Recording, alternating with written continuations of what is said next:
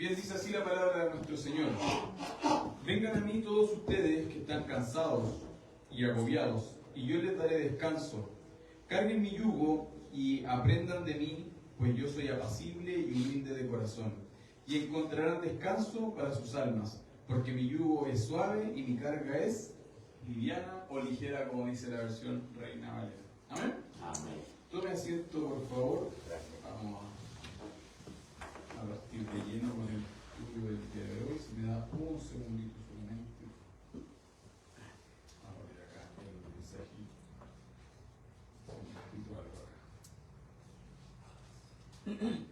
Ya.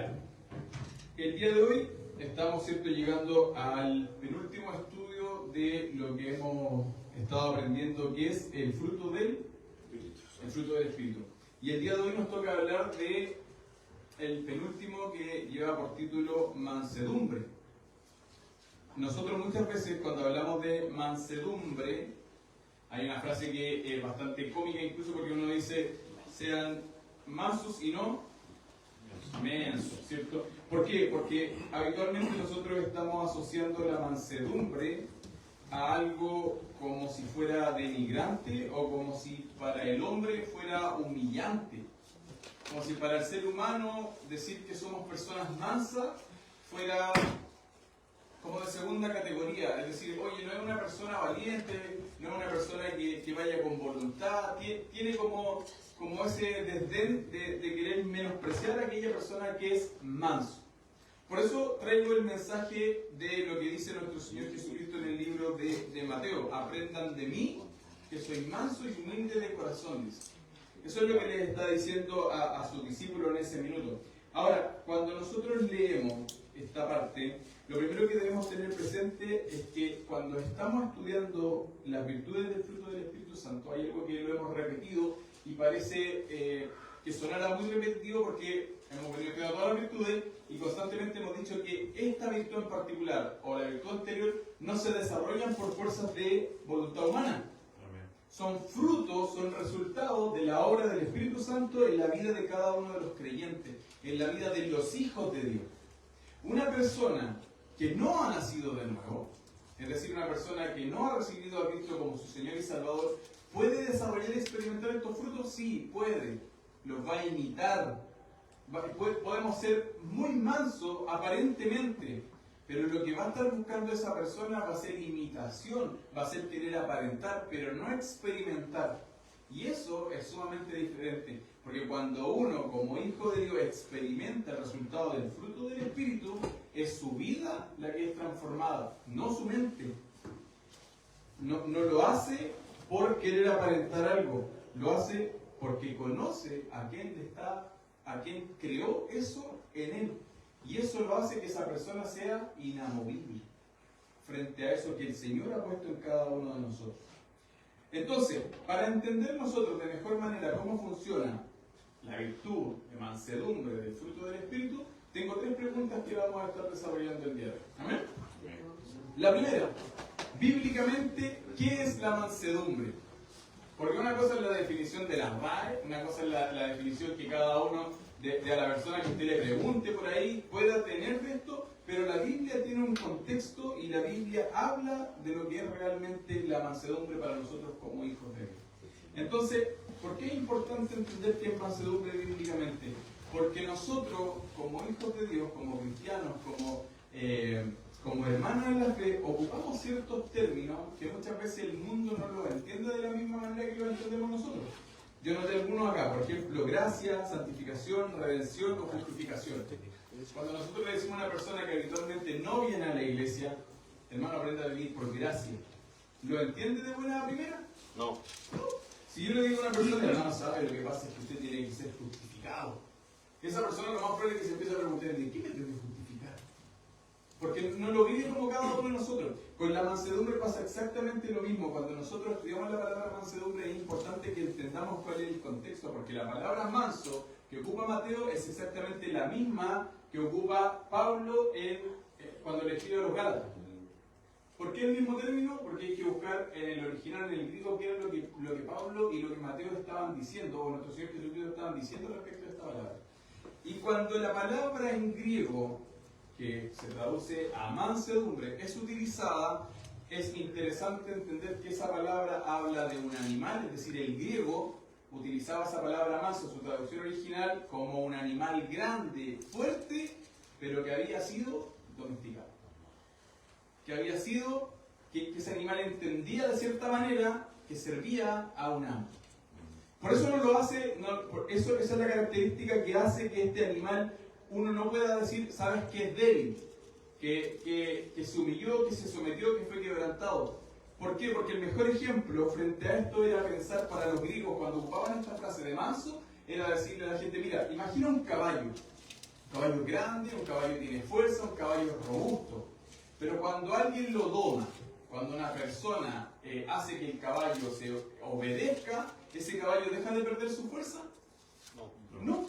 No pierde su fuerza, sino que ese caballo controla hoy día su fuerza porque se sometió a alguien. De ese tipo de mansedumbre es la que Pablo está hablando para nosotros como hijos de Dios. No nos dice, saben que como hijos de Dios hoy día ya ustedes tienen que ser humildes, tienen que ser sumisos, tienen que dejarse pisotear. No, lo que nos dice Pablo a través de la mansedumbre, que es este fruto y esta virtud que nosotros vamos a reflejar, porque refleja el carácter de Cristo, es que seguimos siendo estas personas fuertes, estas personas con ganas, con ímpetu, pero que hoy día nos dejamos controlar por el poder del Espíritu Santo. Amén. Entonces, cuando nosotros volvemos atrás a Mateo, capítulo 11, ¿cierto?, que acabamos de leer, y vemos que nuestro Señor Jesucristo les dice, oye, aprendan de mí, les dice, vengan a mí todos ustedes que están cargados, que están agobiados, yo les daré descanso, carguen con mi yugo y aprendan de mí, pues yo soy apacible y humilde, o manso y humilde, como dice otra versión, de corazón, y encontrarán descanso para sus almas. Uno pensaría como ser humano, y vuelvo un poquito atrás, que nosotros conocemos de lo que estamos hablando, ¿cierto? Porque como les decía al principio, venimos a adorar a un Dios que conocemos, no a alguien desconocido. Nosotros entendemos que la obra del Espíritu Santo ha transformado nuestras vidas, por lo tanto, a nosotros como hijos de Dios ya no nos dan ganas de pelear por cualquier cosa. Y eso, porque yo estudiaba el fruto, esta parte del fruto, de ser manso, y de hecho venía en el auto con una colega de trabajo y yo le digo, mira, hace un par de años atrás, y mi suegro conoce esta historia, se me atravesó alguien en una micro y yo le puse el auto encima de la micro. Y me bajé a querer pelear con el conductor. Y yo digo hoy día mismo, si el fruto del Espíritu no hubiese hecho este cambio en mí, si no hubiese empezado a trabajar en mí, si no me hubiese moldeado la imagen de Cristo, probablemente lo seguiría haciendo. Pero ¿por qué ya no lo hacemos? ¿Por qué no reaccionamos de esa manera? Porque está dando fruto el trabajo que el Espíritu Santo ha hecho en nosotros. Amén. A veces nosotros vemos cualquier virtud del fruto y decimos, ¿sabes qué? Yo no la experimento ni la digo así porque pareciera ser que no la proyectamos. A veces andamos tan vueltos locos para todos lados que pareciera ser que en nosotros no hay paz. Pero hagamos un análisis propio de cada uno de nosotros y diga, ¿sabes qué? ¿Cómo era antes de que Dios empezara la transformación en mi vida? Probablemente yo me veía más tranquilo, pero acá adentro tenía un universo sin control. Y a lo mejor hoy día ando más inquieto, haciendo muchas más cosas, pero con este universo dentro de mi cabeza, muy ordenado y sujeto al Señor. Y eso es reflejo de que el Espíritu Santo está haciendo la obra en nuestra vida. Amén. Iglesia, nosotros no podemos esperar de la noche a la mañana a decir, ¿sabes qué? Todos los frutos del Espíritu los quiero manifestar hoy día. No, porque hemos aprendido que el fruto tiene un proceso. Que para que aparezca el fruto tienen que pasar temporadas distintas en nuestra vida. Y probablemente no cada uno de nosotros tenga necesariamente que reflejar todo el fruto. Puede ser que alguno luche toda su vida con la paciencia. Y Dios va a seguir trabajando ahí. Y vamos a ser más pacientes cada día más porque el fruto va a seguir dando efecto, surgiendo efecto en cada uno de nosotros. Pero no podemos esperar como hijos de Dios, transformados por la gracia de nuestro Señor Jesucristo, que el fruto aparezca por completo y que el día de mañana digan, oye, mira, desde que se bautizó el hermano, ¿sabes que es más paciente, es pasivo, el hermano es manso, el hermano tiene dominio propio, el hermano se vive gozando? Porque no necesariamente es así. Piensa en un árbol. ¿Todos los frutos del árbol son bonitos? No. Pero sigue siendo fruto. Amén. Sigue siendo fruto. Eso pasa con esta virtud lo que nos dice. lo que Pablo y Mateo están diciendo, oye, cuando ustedes aprenden a ser mansos, no es que se vuelvan débiles, es que han dejado que esa fuerza que ustedes tienen, ese ímpetu de ser más grande, más fuerte, hoy día es controlado. ¿Es controlado por quién? Por Dios.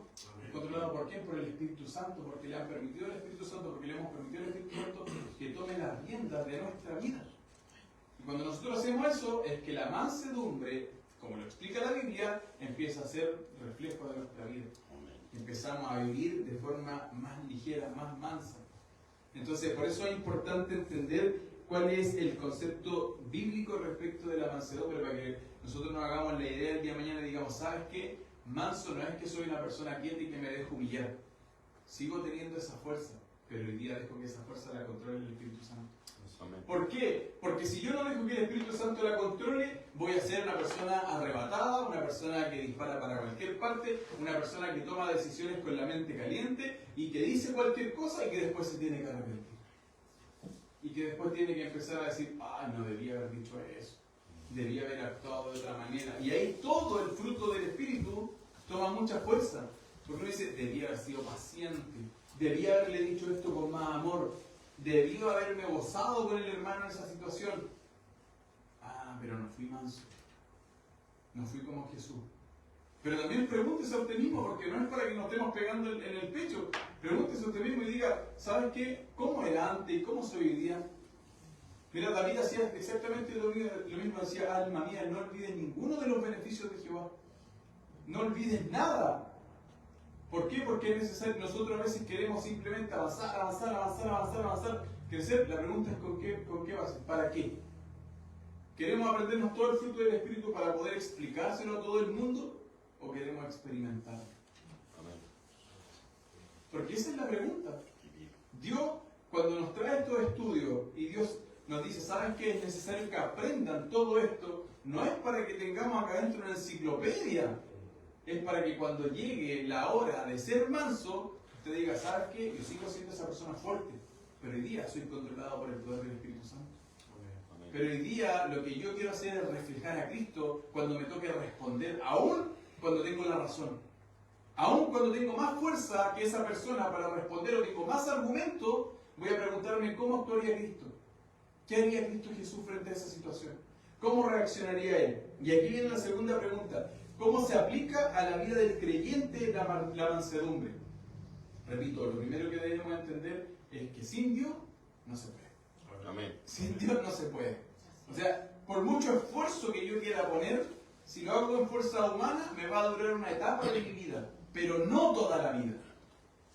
Ahora, distinto es que yo tenga arrebatos tarde, mal y nunca por ese motivo, a que lleve una vida de arrebato. Porque la Biblia dice que nosotros podemos enojarnos. En Efesios capítulo 4, versículo 26. Si se enojan, no pequen. No permitan que el enojo les dure hasta la puesta del sol. ¿Nos podemos enojar? Sí. Es parte de las emociones. Si Dios no quisiera que viviéramos esas emociones, lo hubiese sacado de nosotros. Pero nos puede pasar que estemos enojados. Lo que no puede pasar es que el sentimiento del enojo domine nuestra vida. Amén. Eso es lo que no nos puede pasar como hijos de Dios. Y eso nosotros lo entendemos cuando el Espíritu Santo empieza a obrar en la vida de cada uno de nosotros. Cuando yo no conocía al Señor, me podía pasar enojado todo el mes. Hasta se me olvidaba por qué me había enojado, pero seguía enojado. Hoy día Dios nos dice, oye, si está bien, se pueden enojar, van a haber cosas, situaciones que nos van a descolocar, que van a querer gritar, pero pregúntense, ¿cómo actuaría Cristo? ¿Cuál es el dominio que el Espíritu Santo tiene sobre mi vida cuando vivo este tipo de emociones? No puede ser que pierda el control, debo vivir bajo el control del Espíritu Santo. Una persona que ya no responde solo por impulso, sino que busca responder de una manera que honra a Dios, aun cuando la situación sea difícil o sea injusta. Ahí es cuando nosotros mostramos y revelamos el carácter de Cristo. Ahí es cuando nosotros mostramos y revelamos el carácter de Cristo, cuando nosotros mismos, ¿cierto?, nos preguntamos, oye, ¿cómo reaccionaría Cristo frente a esta situación que es injusta? Que seguramente van a ser muchas en la vida. Seguramente van a haber muchas situaciones que nosotros vamos a decir, pero debería haber contestado. Pero debería haber dicho esto. Y mira, y nuestro Señor Jesucristo en Mateo 26, capítulo 26, versos 52 a 54, mira lo que dice, y se van a acordar de esta escena. Guarda tu espada, le dijo Jesús, porque lo que a hierro mata, a hierro muere. ¿Crees que no puedo acudir a mi Padre y al instante pondría a mi disposición más de 12 batallones de ángeles? Entonces, ¿cómo se cumplirían las Escrituras? Dicen que así tiene que suceder. ¿Se acuerdan de esta escena? Amén. Van a arrestar a nuestro Señor Jesucristo y mi buen amigo Pedro, ¿qué hace? Saca su espada, le vuela la oreja a este pobre hombre. Jesucristo, mira cómo actúa. Jesucristo puede haber dicho, te lo ganaste, que ustedes vinieron a arrestarme a la mala, encima de noche. ¿Pudo haber hecho eso? Estaba en todo su derecho. Así reaccionaría cada uno de nosotros, ¿no? Amén. ¿Sí? ¿Y qué hace Jesucristo? Toma la oreja de este siervo, se la vuelve a poner y le dice a Pedro, guarda tu espada, porque los que a hierro matan, a hierro mueren. Y mira la frase que le dice, ¿crees que no puedo acudir a mi Padre y al instante pondría a mi disposición más de 12 batallones de ángeles? Amén. Jesucristo tenía todo el poder, Amén. toda la gloria. Amén. Jesucristo bastaba con pensarlo para que el Padre enviara batallones de ángeles a defenderlo. Que es lo que muchas veces nosotros queremos hacer cuando pasa algo así. Que no puedo arrancar como yo. Queremos reaccionar de esa manera. Porque nuestra carne entiende que peleando pareciera ser que ganamos. Si a nosotros nos enfrentáramos a esta situación que injustamente nos van a arrestar, que injustamente nos están acusando de algo, lo que nosotros queremos es defendernos. Con uña y diente, dice por ahí el dicho. La pregunta, vuelvo atrás, ¿cómo reaccionó nuestro Señor Jesucristo? Mira la respuesta que le da. ¿Crees que no puedo acudir a mi Padre y al instante pondrá a mi disposición más de 12 batallones de ángeles? Pedro, ¿tú crees que yo necesito que tú me defiendas? Pedro, ¿tú crees que si yo me quedé quieto es porque no tengo el poder suficiente para hacer algo? Pedro, ¿tú crees que yo no tenía claro que este momento iba a llegar? ¿Pero por qué permite que todo esto pase? Porque está sometido a la voluntad del Padre. Amén. Porque le dijo, Padre, que se haga tu voluntad y no la mía. Amén. ¿Cómo debería reaccionar un hijo de Dios que ha aprendido a vivir, a experimentar el fruto de la mansedumbre? De la misma manera. Señor, yo quiero reaccionar de mala manera, yo quiero ser Pedro, quiero volarle la oreja. Pero la pregunta, Señor, es, ¿qué tengo que hacer? Christopher, ¿tú crees que yo no puedo sacarte ese enemigo de la noche a la mañana? Pero es necesario que esté ahí, porque a través de él probablemente voy a hacer que tu vida sea más cercana a la mía. A través de ese proceso es donde yo voy a perfeccionarme en ti. Amén. Amén. Los pensamientos del Señor no son más altos que los nuestros. Amén. Siempre son más altos que los nuestros. Amén. Si el Señor no quisiera que aprendiéramos a ser manso, Él tampoco hubiese sido manso. Hubiese ido por la vida nuestro Señor Jesucristo batallando con todo el mundo y teniendo discusiones que nadie le iba a poder ganar porque Él es la sabiduría propia. Amén. Porque Él es la sabiduría misma. ¿Pero qué hizo? Vivió una vida de mansedumbre. ¿Para qué? Para que cuando nosotros lo miremos a Él tengamos el mayor ejemplo de lo que es la mansedumbre. ¿Por qué? Porque tendemos nosotros como hijos de Dios a reaccionar no necesariamente de manera mansa y humilde.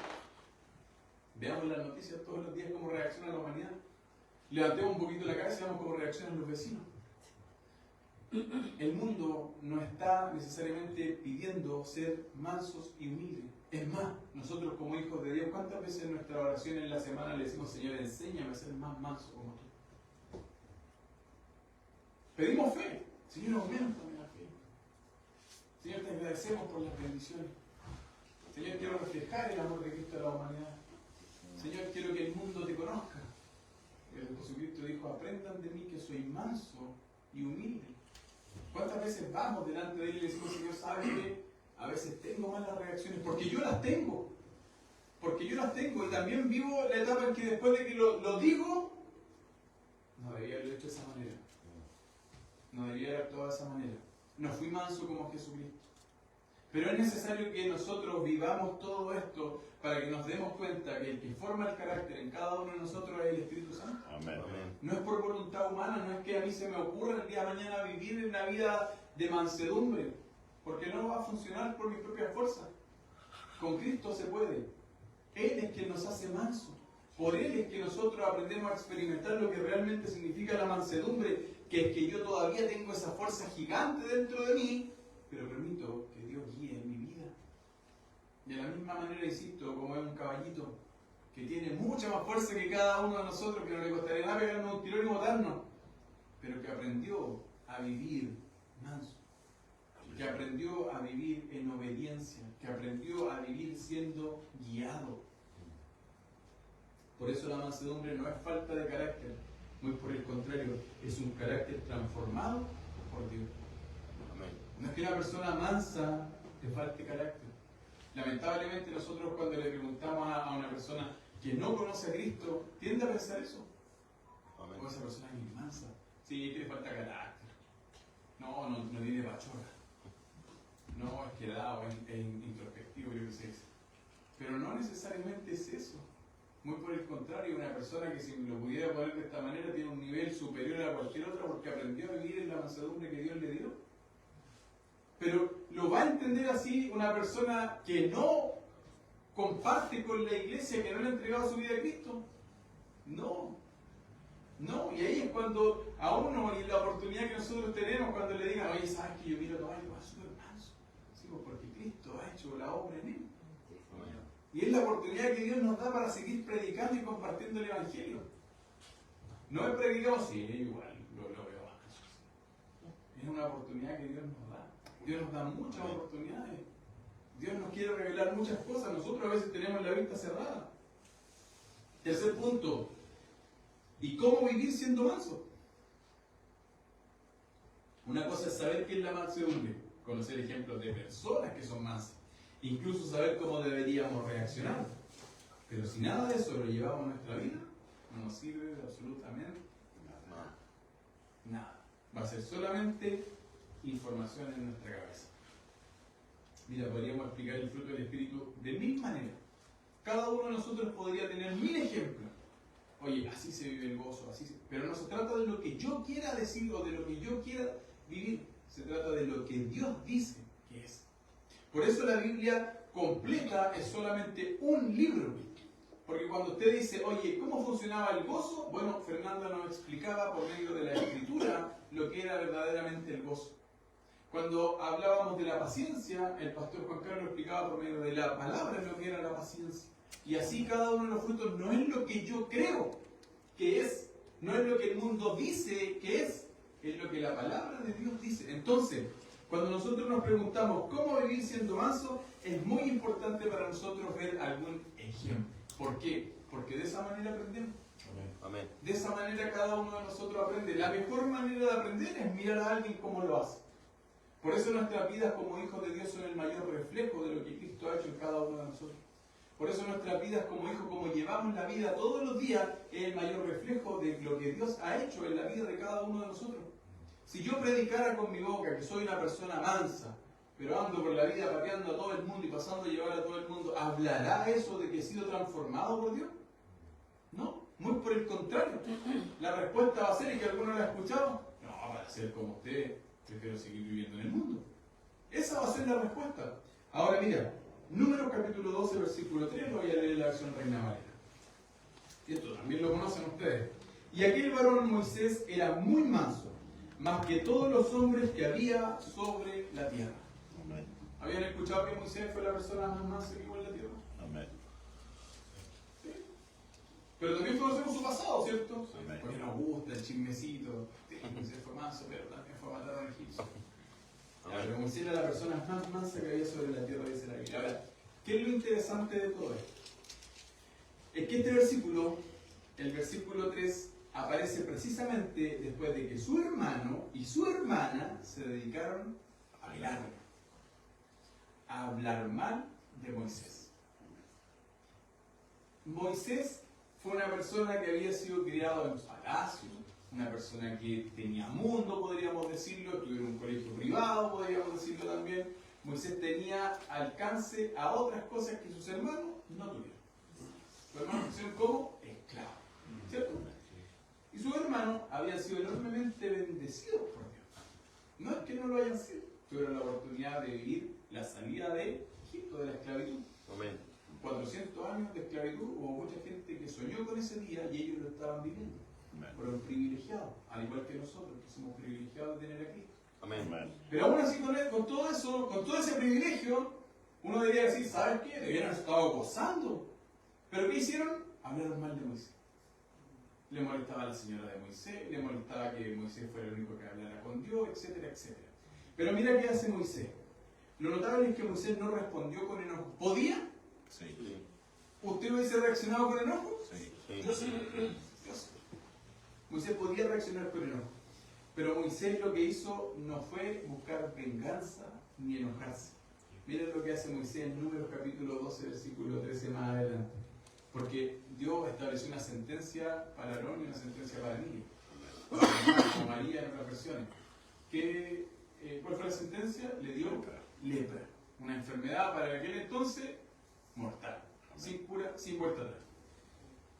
Mira cómo reacciona Moisés, y esto habla de la mansedumbre que el Señor quiere que nosotros aprendamos. Números capítulo 12, versículo 3.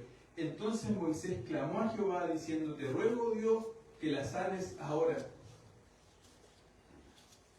Imagínate esa situación. Yo tengo una imaginación tremenda, y él me va a disculpar. Pero están hablando mal de él, están hablando mal de su esposa, están hablando incluso mal de su trabajo. Y Dios castiga a Miriam y le da lepra, y va a morir. Y Moisés puede haber dicho perfectamente: ¿sabes qué? Te lo merecías. ¿Qué te he hecho yo? ¿Qué te ha hecho mi esposa para que toda